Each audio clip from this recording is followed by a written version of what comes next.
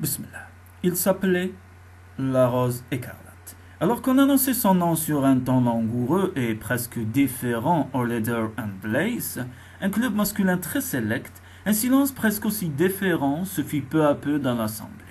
Tous se redressèrent sur leurs sièges. Les conversations se muèrent en attente silencieuse. Les hommes d'affaires à la cravate desserrée cessèrent de flirter à mi-voix avec les serveuses vêtues de mini-jupes noires et de bustiers minuscules.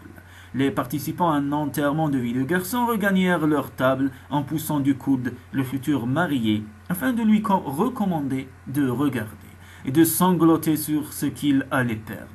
Les célibataires qui venaient toutes les semaines pour la voir se calèrent dans leurs fauteuils. Club de cuir élevèrent vers la scène un regard déjà fasciné.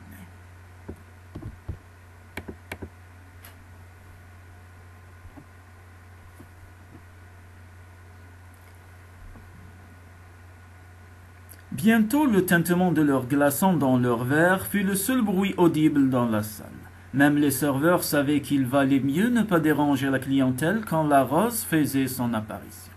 Elle dansait seulement 2 fois par semaine, le samedi et le dimanche. Et depuis sa toute première représentation, la Rose écarlate était devenue l'attraction la plus sexy de tous les clubs de Chicago. Car si les habitants de la ville étaient plus qu'habitués à des stripteaseuses aux traits durs, s'effeuillant en ondulant sur les basses d'une musique sexuelle, ils n'avaient tout bonnement jamais rien vu comme elle. Elle n'avait pas l'air dure, elle était élégante. Ses traits délicats, ses courbes naturelles, poussaient chaque homme qui la voyait à se demander ce que ça ferait de caresser cette peau crémeuse. Elle ne faisait pas un striptease, elle se déshabillait. Séductrice, comme si elle avait tout le temps du monde pour donner du plaisir à un homme. Sa musique n'était pas sexuelle, elle était sensuelle, exotique, suffisamment inspirée pour qu'un homme ferme les yeux pour mieux la savourer.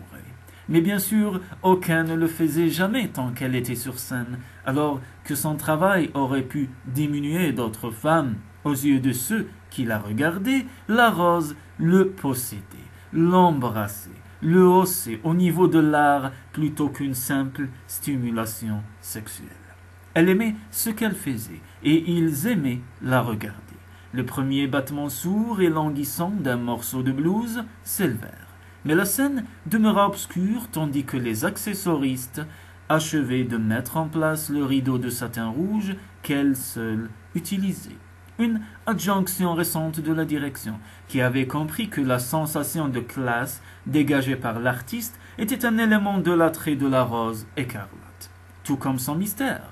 Alors que la plupart des autres danseuses du club se produisaient sous une rampe de spot ne dissimulant pas grand-chose, la Rose dansait dans la pénombre et dans des flaques de lumière soigneusement préparées.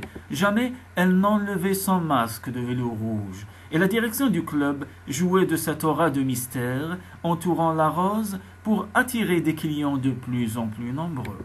Finalement, la musique se fit plus forte. Des spots allant du rose pâle au rouge sang illuminèrent la scène en une sorte de danse de lumière, chacun effleurant brièvement un endroit du rideau de satin fermé.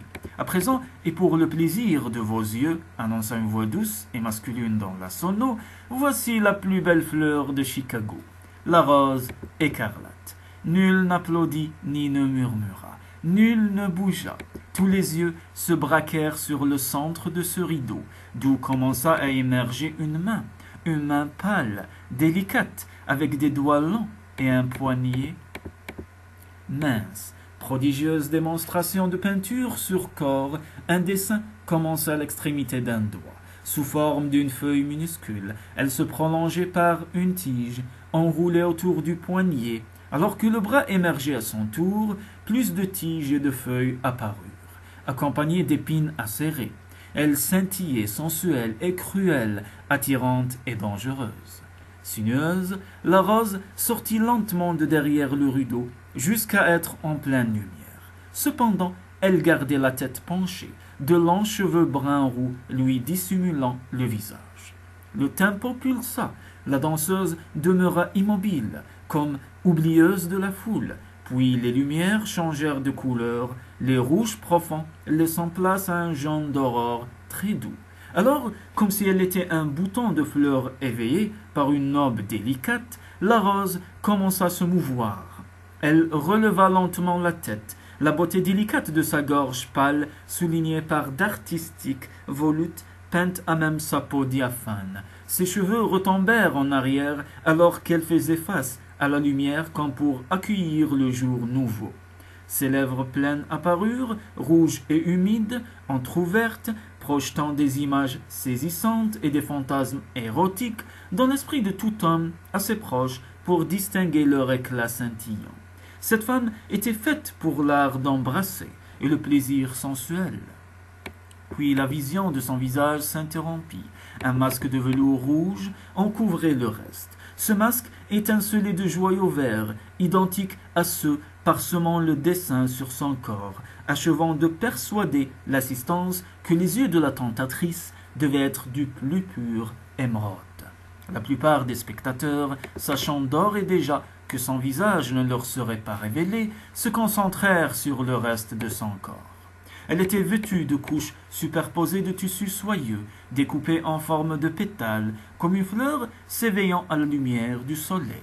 Elle entreprit de se réchauffer dans la chaleur des spots. En un lent mouvement oscillatoire, elle s'étira paresseusement, tel un chat dans une flaque de lumière. Ses gestes, toujours aussi peu pressés, dévoilaient brièvement, çà et là, le haut d'une cuisse ou un soupçon de hanche.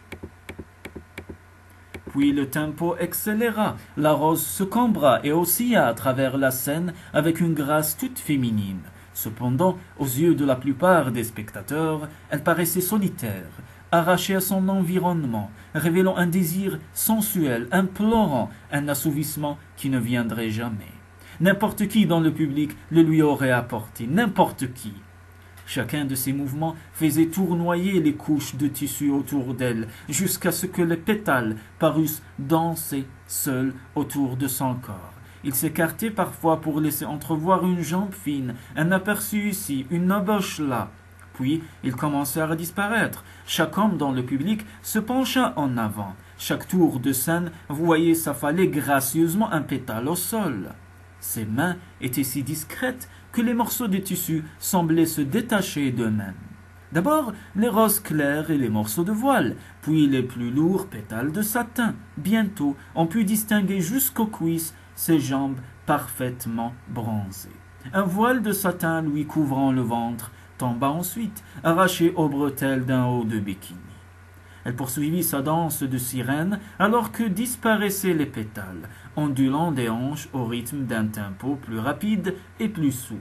Enfin, alors qu'elle n'était plus vêtue que d'un string rouge, étincelant et de 2 pétales délicats au bout des seins, elle tourna la tête vers le public, daignant enfin lui prêter attention.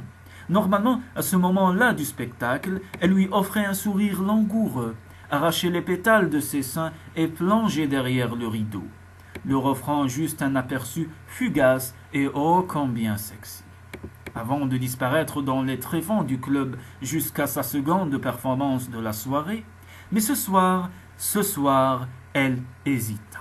Non, ce soir, elle se figea, car alors qu'elle jetait un dernier coup d'œil à son public, reconnaissant des visages dans l'assemblée, une silhouette sombre debout au fond près du bar capta son attention. Ignorant le silence absolu de la salle, de ceux qui attendaient la récompense finale, celle-là même pour laquelle ils étaient venus, elle se concentra sur lui. Elle ne voyait pas grand-chose à cette distance, à cause du masque qu'elle portait et des spots qui lui illuminaient encore le visage. Mais ce qu'elle vit suffit à faire battre son corps encore plus vite, même s'il battait déjà à grands coups à la suite de son numéro. D'où elle était, l'homme lui parut brun, les yeux noirs et vêtu de sombre. Elle ne pouvait distinguer aucun de ses traits et n'était consciente que de sa présence, immense et mystérieuse. Épaules larges, hanches minces, il pouvait être dangereux vu sa taille et les ombres ténébreuses qui le dissimulaient à sa vue. Malgré cela, elle se sentait irrésistiblement attirée par lui, enchantée, captivée. Leurs yeux se trouvèrent. Il savait qu'il avait retenu son attention, et en cet instant, elle mourut d'envie de descendre de la scène, de traverser la salle et de se rapprocher assez pour voir si son visage était aussi beau que le suggérait ce qu'elle en avait aperçu. Et puis, plus près encore, pour voir quelle vérité reposait dans les profondeurs mystérieuses de ses yeux d'encre noire. Mais soudain, quelqu'un siffla, quelqu'un d'autre fit de même. Elle se rendit compte qu'elle avait perdu le rythme de la musique comme de sa danse, de l'assemblée et de la raison de sa présence ici. La stimulation, la séduction, telles étaient les raisons de sa présence, ce qui n'en rendait que plus étrange le fait que, à cet instant précis, la rose était celle qui se sentait séduite. Assez! Il était temps de finir.